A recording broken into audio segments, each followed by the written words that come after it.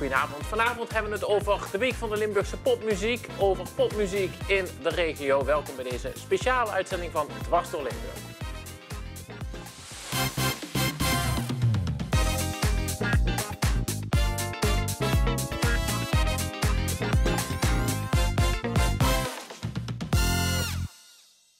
Goedenavond en fijn dat je kijkt naar deze speciale muzikale uitzending van Dwars door Limburg. Met Stan natuurlijk van de muziekkantine, Anneke van Popplaza. Het is de Week van de Limburgse Popmuziek. Even wat hoogtepunten. Of wat is jouw muzikale hoogtepunt van het afgelopen jaar, Anneke? Van het afgelopen jaar? Ja. Nou ja, ik denk toch wel de Week van de Limburgse Popmuziek. Waarbij je toch weer 13 acts hebt kunnen vinden die willen spelen. Jongeren, ouderen, ervaren muzikanten, jonge muzikanten. Publiek van 2, 3, 4-jarigen tot opa's en oma's van 85 plus. Ja. Dus dan komt het allemaal samen. En deze week is ook belangrijk, vind jij? Ja, deze week is de Week van de Limburgse Popmuziek. Hè. Overal in Limburg straalt het van de muziek. En ik vind het mooi dat het dan in 1 week allemaal bij elkaar komt. Dat we zien wat er eigenlijk allemaal is, want er is zo ontzettend veel. Daar hebben we deze uitzending over. Staan even naar jou. Wat is jouw hoogtepunt even vlak voor de start van deze uitzending? Ik weet niet zo goed waar ik moet beginnen. Ik heb heel veel hoogtepunten. Ja, wat in Horst aan de Maas altijd echt booming is, zijn de leuke festivalletjes die elk dorp, elke jongerenshows organiseert. We hebben de Horster Revue gehad, we hebben Ingepakt gehad, een theatervoorstelling waar ook popmuziek in verwerkt zat. Dus het was 1 groot feest in Horst aan de Maas dit jaar. Allerlei soorten, vormen en allerlei ook op plekken waar het dan zich afspeelt. Ja, zeker. Ja. Leuk. Dat is een verscheidenheid aan allerlei zaken. Ja, zeker. Deze week staat er ook activiteiten van muziekkantine gepland. Of stonden, want de week is natuurlijk ook al gaande. Ja, as we speak hebben we in Broekhuizen bij Strandpaviljoen Hoeg hebben we een pop-up festival. Dus dat is eigenlijk nu gaande. Ja, je bent even snel op en neer gekomen. Ja, eigenlijk wel. Dus ik ga daar meteen weer terug. Ja, daar gebeurt het vanavond. Daar gaat het vanavond gebeuren. Ja, dan hebben we rock in een akoestische setting door 3 verschillende artiesten uit de regio. En die treden daarop. Die treden daarop, ja. Hoe het in Pelemaas was, Anneke, gaan we even kijken bij het Kerkenbuske waar de activiteiten plaatsvonden.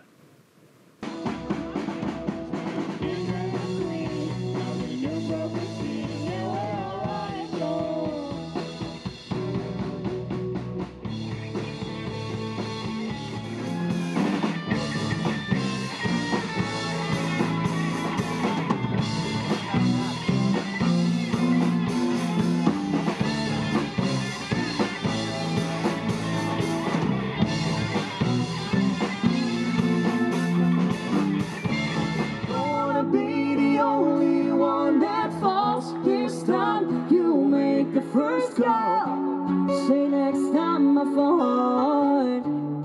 So I just need a restart. I need a restart. I need a restart. But I press on replay. Now, all I can say. All I can say is goodbye. For now, all I can say, all I can say is goodbye. Count the lights, think of what we have. Baby, I'm headed backwards.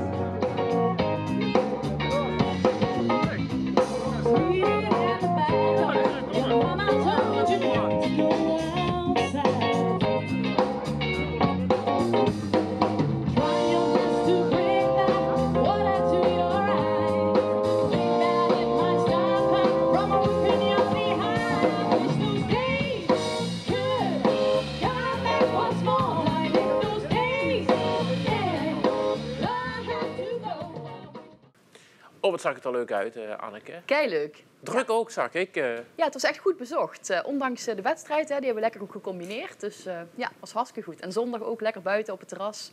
top weer. Ja, je zei al, heel belangrijk. Veel artiesten ook en veel nieuwe namen op het affiche, vond ik. Ja, wat leuk was, is vorig jaar waren er best ook wat jongeren die zijn mee kijken. En dit jaar stonden ze ook op het podium. Dus je merkt dat dan de drempel ook wat minder hoog wordt om gewoon te proberen en je ding te doen. Dus het was een mooie combinatie tussen jonge muzikanten, verschillende genres en wat meer ervaren muzikanten. Ja, het was echt ontzettend leuk. Het afgelopen jaar stond bij Popplaza, naar mijn idee, ook veel de jongeren en de talentontwikkeling op de agenda. Ja. We hebben het zo meteen ook over de junior hangout. Zeker. Maar het is ook best wel lastig als je, denk ik, muzikaal bent en een podium zoekt.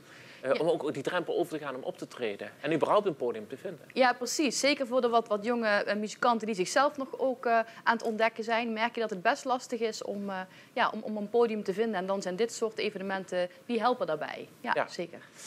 Gisteren dus die laatste dag, 2 dagen dus voor de Limburgse popmuziek hier in Pele-Maas. Yes. We gaan naar Horst aan de Maas, waar lokale horeca ook van alles doet. In samenwerking met natuurlijk ook de muziekkantine. Ja, we hebben dit jaar pop-up festivals georganiseerd in verschillende kerkdorpen in de gemeente. Omdat we eigenlijk wel proefden van die live muziek is een beetje aan het verdwijnen. En we wilden eigenlijk samen met lokale horecanemers dat weer een stimulans geven. Dus in die zin zijn wij uitgewaaid over de regio en hebben we nu... Ja, as we speak, dus het 3e pop-up festival vindt vandaag al plaats. En we zijn ook al in Zwolgen en in Melderslo geweest. Ja, en waar Melderslo was, daar hebben we beelden van. Ja, daar zijn we even langs geweest, ja. Ik sta hier in Melderslo, in ons dialect ook al bekend als de Melderse. En hier vindt de 2e editie van het pop-up festival plaats bij Café Het Tunneke. Met Brian en Gijs akoestisch en Blue Bottle is de bluesrock sterk vertegenwoordigd vanavond in Melderslo. We gaan even een kijkje nemen binnen.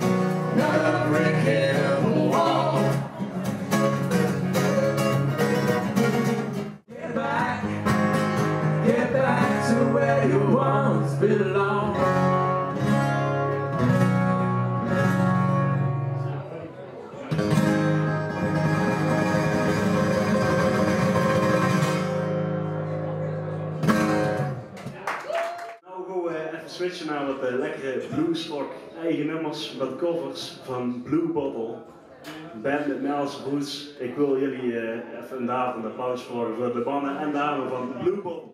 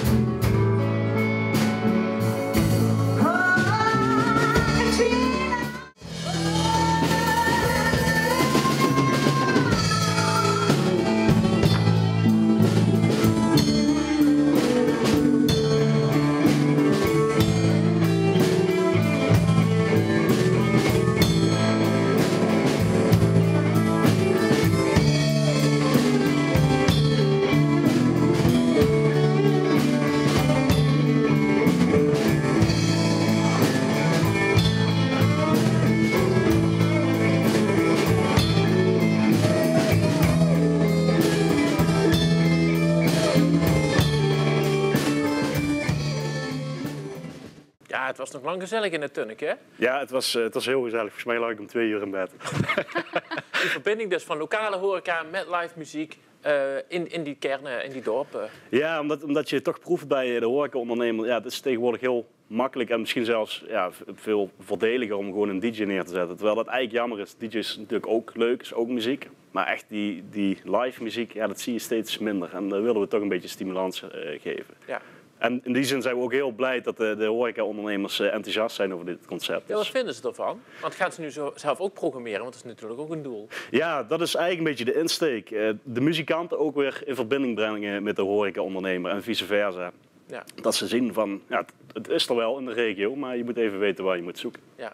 Hoe zit dat in Pielermaas, Anneke? Ja, ik herken wel wat jij zegt. Die geproduceerde muziek gewoon steeds meer naar voren komt. En dat je dan inderdaad toch ook als muziekkantine of als popplaza daar wel iets in kan doen om die verbindingen tussen die twee partijen te leggen. Wij zijn er ook nog over aan het denken. Dus dit is eigenlijk wel een goed concept dat wij ook mee kunnen nemen. Ja, misschien zit er nog wel een leuke samenwerking in het verschiet op dat gebied.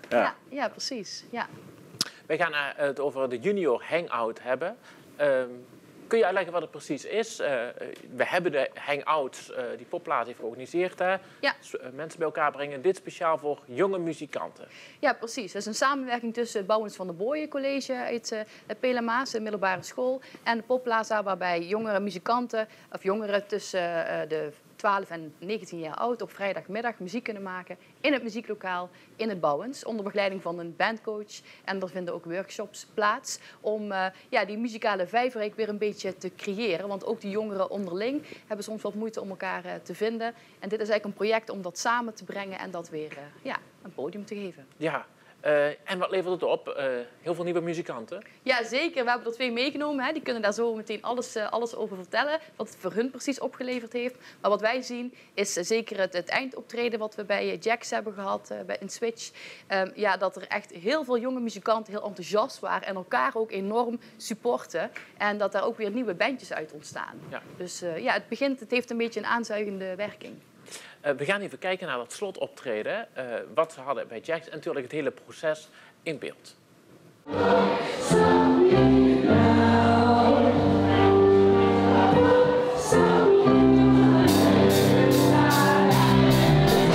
Junior Hangout. Wat begon als een idee van Popplaza en het Bouwens is met de hulp van vele partijen uitgegroeid tot een groot muzikaal succes. Wij zagen dat er veel jongeren zijn die eigenlijk wel wat met muziek willen, maar niet echt een plek hebben waar ze hier iets mee kunnen doen. Dus dat is eigenlijk het startpunt geweest van de Junior Hangout. Met vele workshops, bandcoaching en jam sessies trok het muzieklokaal op het Bouwens al snel vol.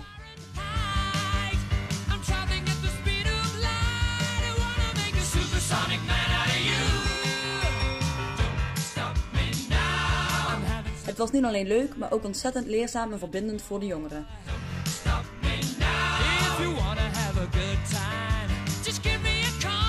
Het is vooral heel leuk als je ziet dat ze na een lesdag nog lekker met z'n allen in een ruimte staan te jammen en zichzelf kunnen ontwikkelen. Dat is heel leuk. En ik vind het echt een enorm inspirerende plek. Want het brengt gewoon allemaal jonge muzikanten bij elkaar. En dat vind ik er echt heel erg top van. Ja, de mogelijkheid om gewoon samen te jammen en muziek te maken. En dat muziek maken ging steeds beter. De workshop had een inspirerend effect op de leerlingen. Van zang tot songwriting tot drums, alles kwam voorbij. Zelfs een performance workshop. De workshops die ze er geven vind ik erg leuk. Je leert er altijd wel wat. En je leert ook veel mensen kennen die een instrument bespelen en die ook op onze school zitten. De workshops waren heel erg gevarieerd, tot zingen, maar ook gitaar. Ontstond echt iets uit niks. En dat vond ik heel erg mooi om te zien.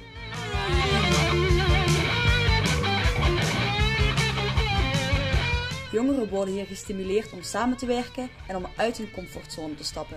En het is altijd wel leuk om met andere mensen muziek te maken en dat gebeurt daar ook altijd heel vaak. Dus dat vind ik altijd wel tof. Ja, wel heel erg leerzaam en ook leuk om een keertje wat anders te doen als alleen zingen.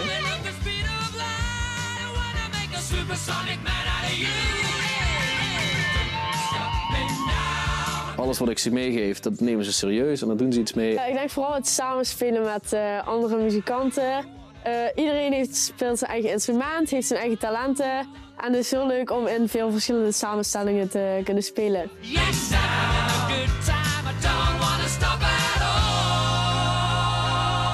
Door alle workshops zijn de jongeren erachter gekomen wat in muziek het allerbelangrijkste is.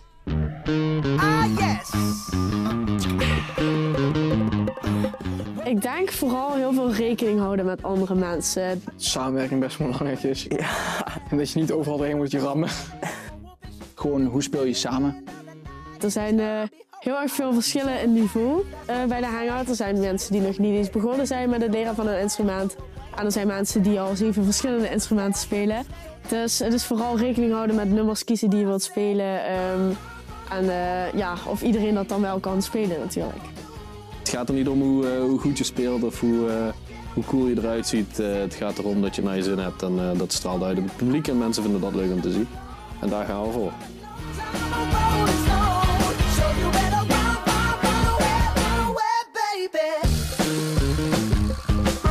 Ja, ook de manier hoe je een optreden ingaat is toch wel heel erg verbeterd door de Hangout. Een tip die ik heb gekregen vanuit de Hangout. Ja, gewoon goed luisteren naar elkaar. High for the licks, low for the chicks.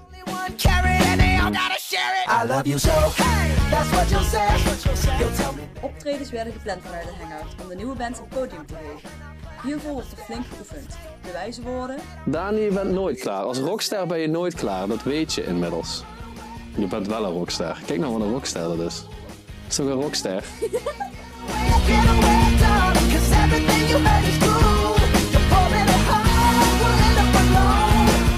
Tijdens de eindshowcase Back to the Future kunnen de talenten dan eindelijk laten zien wat ze allemaal hebben geleerd. Voor velen een hoogtepunt.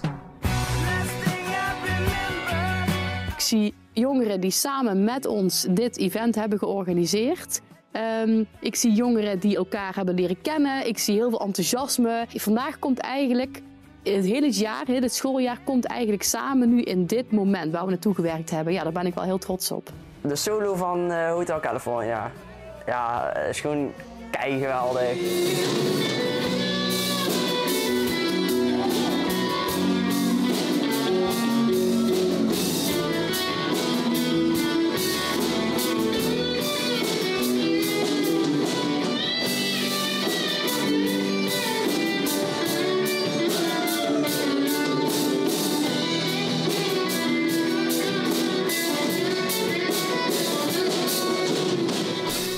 Dus twijfel vooral niet langer of de Junior Hangout iets voor jou is.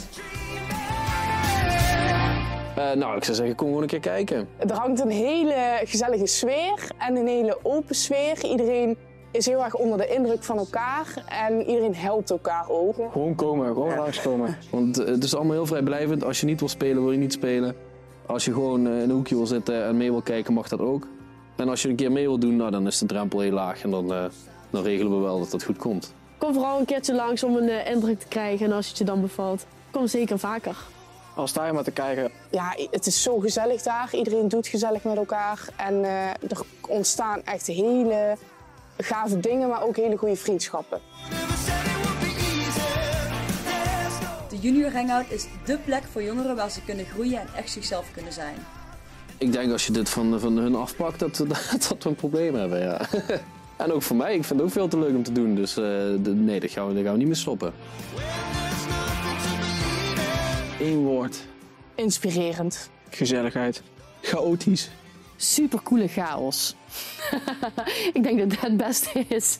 Het is chaos, het is veel, het is muziek. Maar het is ook wel echt verbinding en energie. Chaos. Heel veel chaos, maar wel op een positieve manier. Dus, ben jij een rockster? Iedereen is een rockster, dat is belangrijk. Dag mannen. Sorry. Jullie zijn ook rocksterren, iedereen is een rockster. Vooral jullie. Ja, mooie beelden van de Junior Hangout. Anneke, wie heb je meegenomen? Ja, 2 echte rocksterren, Martijn en Dani. Hoe kijken jullie terug op het project, Martijn? Ja, heel goed eigenlijk. Het was echt superleuk om te doen. Altijd samenspelen met andere muzikanten, dat is gewoon heel tof. Ja. En de dingen die we hebben gekregen van Popplaza, de bandcoaching en de workshops zijn ook echt gewoon, die hebben heel veel bijgedragen. Ja, wat heb je geleerd bijvoorbeeld? Of welk instrument speel je? Ik speel gitaar en sowieso gewoon hulp met name bij hoe speel je in een bandje. Leno van Galen, die ook zelf in een band speelt, die heeft ons daarin begeleid. Jullie muziekdocent in dat project? Of bandcoach was het. Oh, bandcoach, ja. En hij heeft ons daar heel veel in begeleid. En dat heeft echt heel veel geholpen. Gewoon hoe speel je samen? Hoe zorg je ervoor dat je echt gewoon zeg maar, een goede dynamiek hebt binnen je band tijdens het optreden. Want dat is nogal niet makkelijk? Of, Het moet op een gegeven moment een beetje van nature komen, maar het is wel gewoon even wennen. Gewoon hoe je dat moet doen, hoe je er goed uitziet op stage, zeg maar. Ja. En wat speel jij, Dani? Ik speelde drums, eigenlijk net 8-9 maanden. Want ik zag je toen bij het PNM-hoes, volgens mij heb je binnen een hele korte tijd heel goed kunnen drummen, toch? Ja, PNM-hoes was in december, toch? Ja. Ja, dan was ik 3 maanden bezig. Dus dat was zeer spannend, inderdaad. Ik heb een hele goede docent die mij heel erg goed ondersteunt. Dus, Waarom is het zo leuk muziek te spelen, muziek te maken? Ja, bij mij is dat altijd wel een beetje gekriebeld. Maar het is vooral, je zit in een band, je hebt echt een groepsgevoel. Je maakt samen muziek die je leuk vindt. En ja, dat creëert gewoon een hele goede sfeer, een veilige sfeer ook. Ja? Ja. Want Anneke, hoe belangrijk is zo'n veilige sfeer? Ja, wel heel erg belangrijk. In het filmpje zag je ook al, je hebt verschillende niveaus. Je hebt wat jongeren, wat beginnende, wat gevorderden. Dus dan is het wel belangrijk dat iedereen er mag zijn zoals die is. En zich ook veilig voelt om zich te kunnen ontwikkelen. Want je laat toch een stukje van jezelf zien. Ja. Zeker ook een band die aan de slag is gegaan met eigen werk. Dat is best wel kwetsbaar, want je laat echt iets zien van jezelf. Ja. En daar zijn jullie dus mee aan de slag gegaan. Jullie gaan natuurlijk ook door, denk ik, met muziek maken. Ja, zeker. Eigenlijk vanuit de hangout ben ik bij mijn band gevoegd. Ik heb tegen een klasje gezegd, ik ben eigenlijk begonnen met drummen. En Eline, onze zangeres van onze band, die overhoorde dat, die heeft gezegd, jij komt vrijdagmiddag met ons mee. Ik vond, waar naartoe? Waar naartoe? Ik had er nog nooit van gehoord van de hangout. En toen hebben ze gezegd, oké, jij komt gewoon mee. Toen hebben ze me daar meteen achter de drumstel gezet, meteen uit mijn comfortzone gehaald. Maar toch gewoon een veilig gevoel gegeven van, je kan het is oké als het niet goed gaat. En zo ben ik ook bij mijn band gegaan. Dus ik hoop zeker dat dit voort wordt gezet. Zeker. Ja, want wat zou je willen zeggen, Martijn, tegen al die jongeren die het leuk vinden om muziek te maken, maar dat eigenlijk misschien nog niet durven? Ja, eigenlijk gewoon heel simpel. Probeer het gewoon een keer met mensen die je kent het liefste. Dat is wat makkelijker. Gewoon heel kleinschalig, ga wat nummers spelen die je leuk vindt, die wat makkelijker zijn. En vanuit daar groei je vanzelf door. Dan komt de rest wel vanzelf dan. Ja, neem ons nog even mee naar dat eindoptreden. Hè? Anneke vertelde al, de kers op de taart, dat was ook het eindmoment. Ja. Heel spannend. Ja, zeker. Hoe zag dat eruit en hoe heb je dat beleefd? Dat was echt heel tof. Sowieso sommige anderen van de hangout die hebben geholpen met het organiseren daarvan. Wat voor hun, zoals ze zeiden, althans een hele leerzame les was. En voor ons, ja, je bent daar de hele dag mee bezig. Na school zijn we daar vrij gelijk naartoe gegaan. En dan gewoon al wat inspelen, dingen opbouwen, helpen met de instrumenten neerzetten, et cetera. En dan gewoon wachten totdat je beurt is om daar te spelen. En dan zo goed mogelijk knallen. Ja. Hoe trots ben je dan op zo'n project? Ja, mega trots. Want het is niet alleen, je probeert een groep jongeren te enthousiasmeren. Die komen bij elkaar. Daar ontstaan dan dingen in. Dus we hebben nu ook een meisje wat heeft gepresenteerd. Was bij de revue, die is erbij gekomen. Iemand die eventmanagement studeerde, die wilde het mee organiseren. Dus je hebt zo ineens een soort community van jongeren die met muziek bezig zijn. En de een met PR, de ander met het spelen, de ander met het opbouwen. Dus er is echt iets ontstaan. En ja, dat is gewoon echt super vet. Ja, en nu is het zaak natuurlijk dat dit zo behouden blijft, dat zij doorgaan met spelen. Ja, dat is spannend, want dit was natuurlijk een project gesubsidieerd door onder andere Cultuurfonds, Lokaal C, wat nu cultuurontwikkelaar is, gemeente Venlo, provincie Limburg. Nu zijn we bezig met nieuwe aanvragen, die lopen al. Dus het is even de vraag of dit gecontinueerd kan worden. Ja, en natuurlijk, zij moeten natuurlijk gewoon doorgaan met spelen.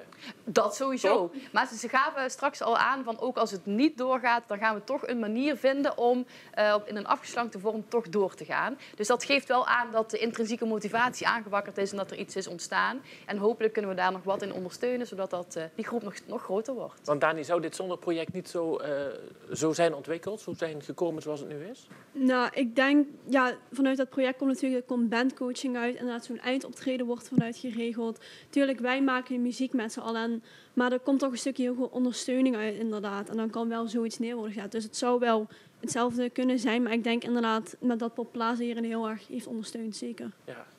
Leuk. Succes met spelen. En ik hoor heel veel oude nummers terugkomen. Hè? De popsongs van nu. Echt Hotel California en dergelijke. Ja, dat is misschien wat Stan ook wel zegt. De muziek gaat een beetje terug, maar toch de jongeren die er weer mee in contact komen, die kiezen ook juist voor dat soort nummers. Dus dat blijft, dat is tijdloos. Dat is de basis vaak van het muziek maken. Daardoor word je getriggerd door dat soort artiesten, dat soort nummers. Inderdaad. Daarom is het een heel mooi initiatief. Favoriete nummer van jullie? Wat spelen jullie heel graag? Het geweldige nummer om te drummen? Ja. Het Great Balls of Fire van Jerry Lee Lewis. Het komt uit jaren 50 of 60, ik weet niet, maar het is echt super om te spelen. Het heeft heel veel energie. En ook gewoon de mensen die dan in het publiek staan, gaan er altijd op mee. Dus dat is echt een topnummer om te spelen. En is hetzelfde nummer voor jou? Ja, zeker. Great Balls of Fire, dat is ons laatste nummer. Dat is echt gewoon een knal en dat ga je echt uit met een bang. Dat geeft hele goede energie, zeker. Blijf vooral doorgaan. Leuk dat jullie hier waren. Dankjewel, Dani en Martijn. Wij gaan door met een ander leuk project, Stan. Orkester. Vertel. Ja, er gaat een heel bijzonder kunstproject is het eigenlijk. Gaat plaatsvinden op de Diepeling in Tienray. Dat is een afgraving, een grindafgraving. En Orkester is een bandje dat in 2019 begon. Met het idee, we willen graag een album gaan maken en daarmee een verhaal vertellen. Ja. En het verhaal gaat over een mijnwerker die een lot wint uit een loterij en een ruimtereis mag gaan maken. En we hebben daar een promovideo van, want het geeft een heel dystopisch gevoel, heel bijzonder. Eerst even kijken naar die video. Arena ultreta fior draitle filament. Arena uradiata levet geordinaria bohintanten barcanam extraordinaria adventure. Vaul plauliceta startan fana planet far away. Tchendware rocking far. Don't wait, don't hesitate, get your ticket for get double enough. September 7th, Divipailing, Sinraya. Don't miss his Hanketa Sanan Intergalactica Urmate Habit Hankeo Ite. Get your tickets now. Get your tickets now.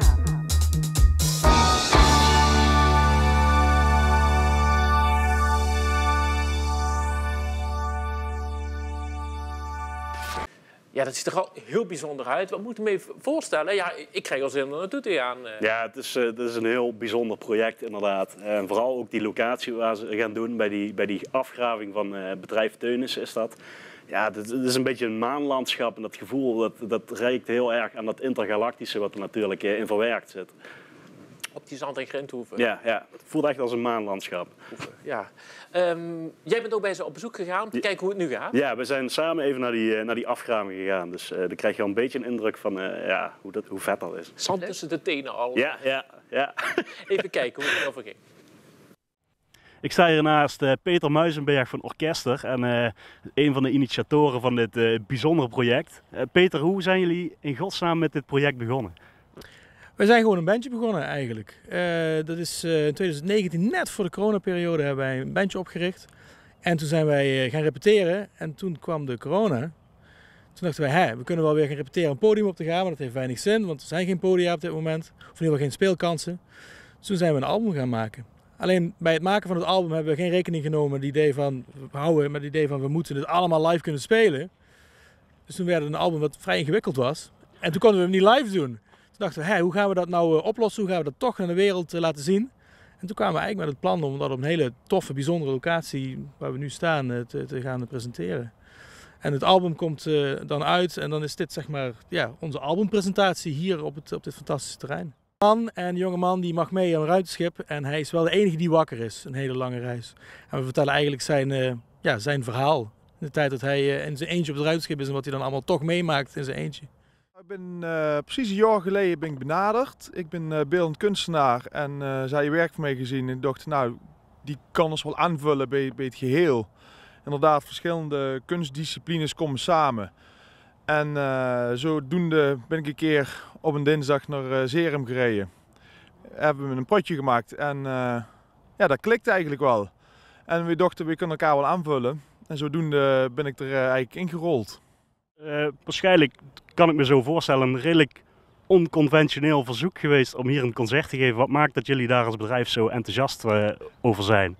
Het klopt, het is inderdaad niet een alledaags verzoek wat we gekregen hebben. Maar we vinden het als Teunissen wel van groot belang dat we samenwerken. Ook in nauw overleg met de omgeving. En mensen vanuit de omgeving, vanuit het orkest, die hebben gevraagd dat ze hier een concert konden organiseren. Op een plek die eigenlijk een heel tijdelijk landschap is op dit moment. En vanwege dat tijdelijk landschap is juist die aantrekkingskracht ontstaan tot deze locatie, de Diepeling. En vandaar dat we daar als Teunissen gezegd hebben van nou goed, we willen graag kijken of dat we ook met jullie samen kunnen werken om deze plek als decor te laten fungeren voor het concert. Ik ben benieuwd wat het publiek ervan gaat vinden. Ja, dus zeker. Want het is echt een uniek concept dit. Alleen al de locatie, het verhaal, theater, licht, geluid, fantastische muziek. Er komt er nog animatiefilm bij kijken. Er zit ook een soort vervreemding in, dus mensen weten niet precies wat ze kunnen verwachten. En dat is eigenlijk ook de bedoeling. Dus we willen wel wat kleine tipjes van de sluier geven, maar we willen niet alles uit gaan leggen. Want het is de bedoeling dat je niet alles weet, zodat je een soort ervaring krijgt in de beleving. En dat is echt compleet anders dan dat je naar een normaal concert gaat of naar een normale bioscoopfilm. Dit is echt een beleving. En dat is wat dit project uniek maakt. Kaarten voor deze unieke show zijn nu te koop op de website van het muziekproject. Dat is dan wel bijzonder. Nou. Ja, ik heb er echt enorm veel zin in. Het mooie vind ik ook, het is een intergalactisch verhaal, maar je proeft daar, het is vrij breed interpretabel. Dus iedereen kan zijn eigen gevoel op nummers aan laten sluiten. Er zitten gevoelens van isolement in, wat natuurlijk uit een stukje uit de corona komt. Dus het is voor heel veel doelgroepen toegankelijk en dat maakt het bijzonder. Het is echt een verpakking van wat Horst aan de Maas te bieden heeft. Er zijn zoveel partijen bij betrokken, kunstenaars. OEC Gelles uit Tienrij, moet ik zeggen. Wij zeggen Tinder in Horst. Die doen ook mee, die verzorgen de afterparty. Daar is er nog live muziek en is er ruimte voor bezoekers om ook nog na te praten over het kunstproject. Ja, bijzonder. En ik denk de setting, die gaat het vooral maken natuurlijk. Ja, en het leuke is, de jongens van de band weten deels van wat de rest van de kunstdisciplines gaan doen. Dus Jensen, de kunstenaar die je net in beeld zag, die heeft artwork verzorgd. En zij weten ook niet precies wat hij gedaan heeft. Dus hij heeft echt zijn eigen creativiteit mogen projecteren op hun muziek. Dus ook voor deze mensen is naast het publiek gewoon wachten op dat het verrast. Dus zij zullen met de generale repetitie pas zien wat echt het eindresultaat wordt. En dat maakt het echt heel tof. Het geeft ook wel aan dat er veel vertrouwen is naar elkaar. Ja, en ze willen elkaar echt die creatieve vrijheid geven. Van, het is ons verhaal, maar het is jullie discipline. Dus brandlos ga je discipline uitdragen. Ja. Samen daar. Ja. En wat ik ook heel leuk vind is dat ze bedrijven als Teunissen daar toch ruimte aan geven. Dat ze zeggen, het is een tijdelijk landschap en ze willen daar de natuur op den duur ook wat tot bloei laten komen en die locatie ook voor andere dingen gaan gebruiken. Ja, dat is ook een bijzondere plek natuurlijk. Ja. We gaan het zien in september. Ja, en wil ik nog even zeggen, als je nog een beetje verdieping wilt, kun je nog luisteren naar de podcast. In de podcast maakten we nog een speciale aflevering met de orkest. Die vind je op Spotify. Dank. Ja. We gaan naar Behind the Bands, ons vaste onderdeel in dit programma. Sandra die gaat op bezoek bij bands. Ja, de afgelopen jaren is ze bij verschillende bands een kijkje gaan nemen van hoe gaat dat repetitieproces nou, waar zijn ze mee bezig. En deze keer bij Kik. Ja, Sandra bezocht ze vlak na Pasen.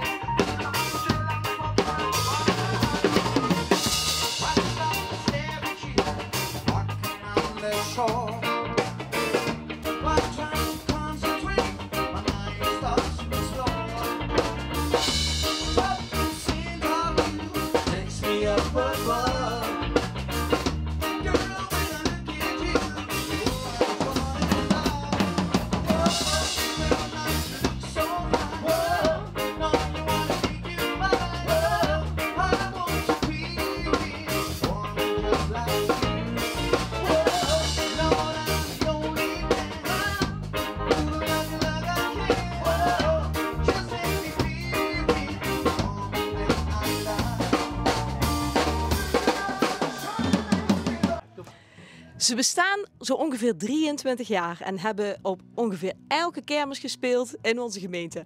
We staan hier bij feestband Kik. Hoi Chantal. Hallo.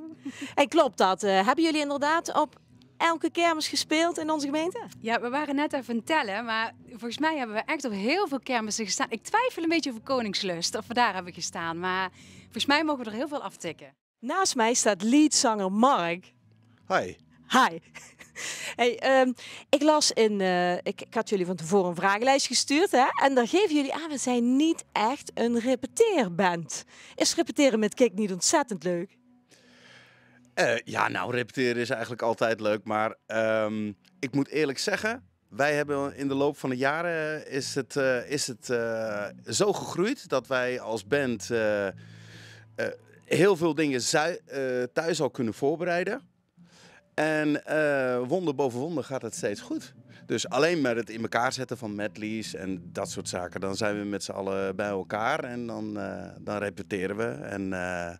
Maar we zijn niet week in, week uit in de oefenruimte te vinden. Dat niet, nee. Chantal, jij zit met Roy. Je bent echt al Kik-bandlid van het eerste uur. Wie zit er nog meer in de band? Ja, je noemde het net zelf al. Roy Smets, onze gitarist. En hij zingt ook trouwens. Die is ook van het eerste uur. Dan hebben we Rick Verkoelen, onze jonkie. Dat is onze drummer, eigenlijk sinds 1,5 jaar. En dan hebben we Tommy Korsten, onze basgitarist. Rens Meesters, onze toetsenist. En natuurlijk, ja, Mark, onze zanger. En vergeet ik dan nog iemand? Jezelf? Oh ja, ikzelf. Chantal. Ik zing. Chantal Spreumenberg. Mark, jullie hebben vorige week op Paaspop gespeeld in Schijndel. 35.000 bezoekers. Hoe was dat? Geweldig. Onvergetelijk voor een band. Om een keer mee te maken. Superleuk. We hebben gespeeld met de Flamingo's. En we hebben 2 onvergetelijke optredens mogen verzorgen daar. En ja, hopelijk voor de herhaling, wat ons betreft zeker voor de herhaling vatbaar. Geweldig. Jullie spelen zo ongeveer 40 of 50 keer per jaar. Is dat leuk? Jazeker. Ja, ik kan me ook voorstellen dat het voor sommigen niet leuk is, dat het te veel is. Maar wij hebben echt wel bewust die keuze gemaakt om lekker veel te spelen. En ik vind het heel erg leuk. Ja. Dus je hebt nooit geen zin om te gaan? Dat vind ik een hele leuke en goede vraag. Ik heb misschien soms wel eens niet zo'n goede dag. En dan heb je misschien wel eens zin om te gaan, maar dan moet je je wel oppakken om even goed, hey, rise and shine en lachend op het podium te staan. Dat kan wel eens moeilijk zijn, maar nooit echt helemaal geen zin, daar heb ik eigenlijk nooit. En dan maakt het je natuurlijk ook vanzelf heel vrolijk. Dus het pept je dan weer wel op. Ja, dat klopt zeker. Het werkt echt wel therapeutisch. Ja, het pept je echt op. Je krijgt er echt wel energie van. En ja, dat is zeker zo. Ja.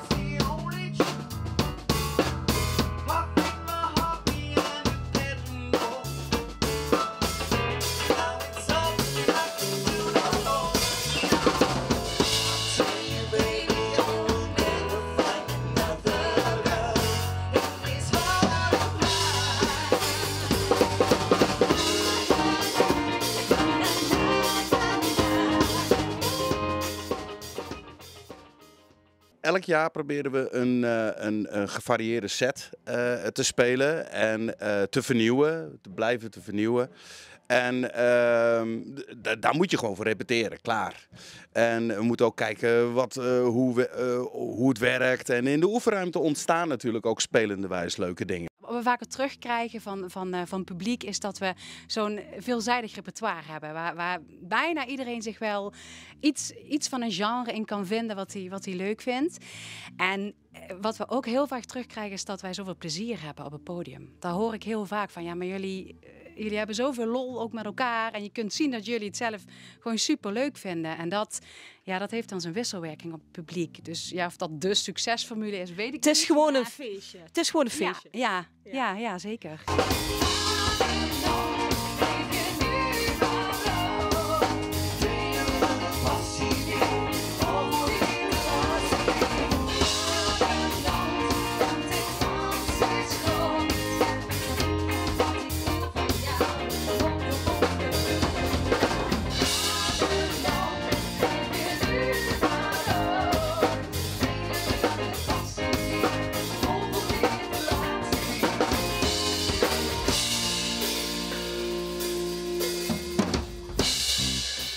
Hou ze in de gaten, feestband Kik.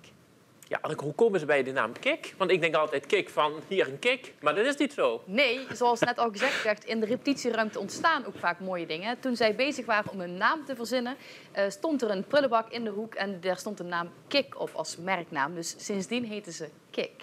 Nou, ook weer geleerd. Een bijzonder verhaal. Ja, goed verhaal. Er gebeurt heel veel in Pelemaas met allerlei muziek. En nog eventjes over popsport. Want dat is ook een project waar mensen zich aan kunnen melden. Ja, Pop in Limburg organiseert voor alle jongeren uit Limburg tussen de 14 en 21 jaar popsport, een talentontwikkelingsprogramma. En 2 muzikanten uit Pelemaas hebben daaraan meegedaan. Teun van den Berg, jonge singer-songwriter uit Helden. En Ryan, met het duo Ryan en Mirte.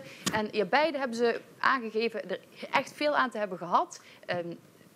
Ryan geeft aan, ik wil eigenlijk meer richting de filmmuziek. Dus die heeft meer een kant kunnen kiezen.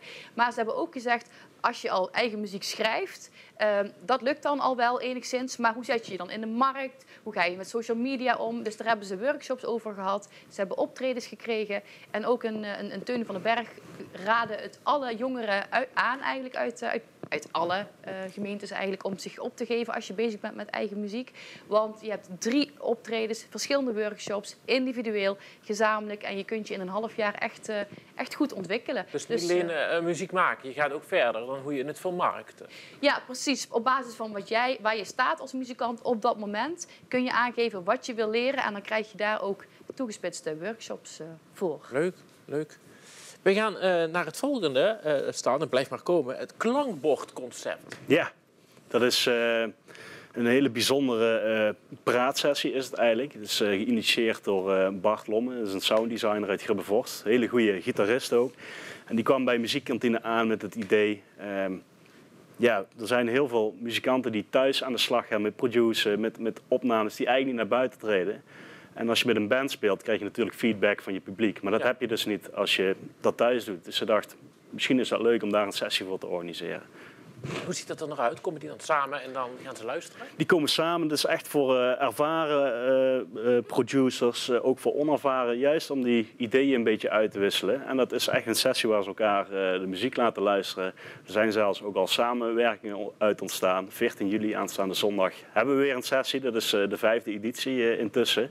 Ja, dan begint echt een beetje een community te ontstaan. En dat is eigenlijk wat wij heel interessant vonden aan het concept. En ze geven dan feedback aan elkaar ook? Ze geven feedback aan elkaar inderdaad. Ze leren dingen van elkaar. Ze gaan ook samen muziek maken.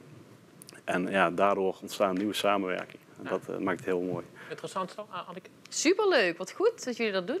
Ja, het was eigenlijk een doelgroep die een beetje onder de radar zat. We wisten niet zo goed hoe we die moesten bereiken. En Bart heeft ons daar ook bij geholpen. En dat heeft geresulteerd in dat we nu een beetje zicht hebben op van oké, wat speelt er in die discipline nog in onze regio.